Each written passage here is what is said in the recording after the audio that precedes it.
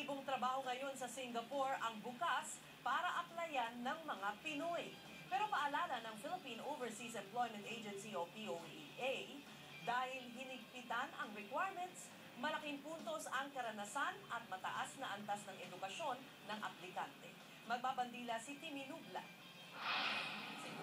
Nakipagsapalaran si Grace ang magpunta sa Singapore noong 2007.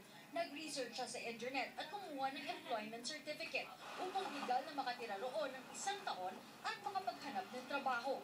Matapos ang 1 buwan, nakuha agad siya sa isang malaking bangko. Yung Employment Pass Eligibility Certificate. Ngayon, nung nakuha ko yon, it allowed me to stay there for 1 year na para makahanap ng trabaho.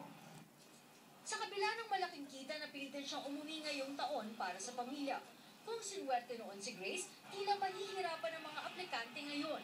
Sabi ng POEA, bagamat hiring muli ang Singapore matapos ang recession, nagigpit naman sila sa mga dayuhan. Piniprefer mo na nila yung kanilang residents and locals because, of course, as a government, di ba, unahin mo muna yung sayo before you offer the jobs to migrant workers.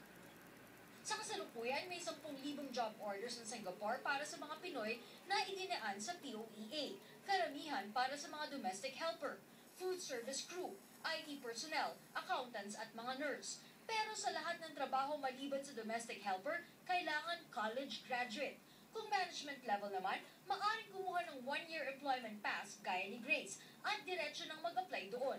Dagdag ng POEA, hamon ngayon sa mga Pinoy na pataasin ang kaalaman at karanasan. Para sa Bandila, Timmy Nubla.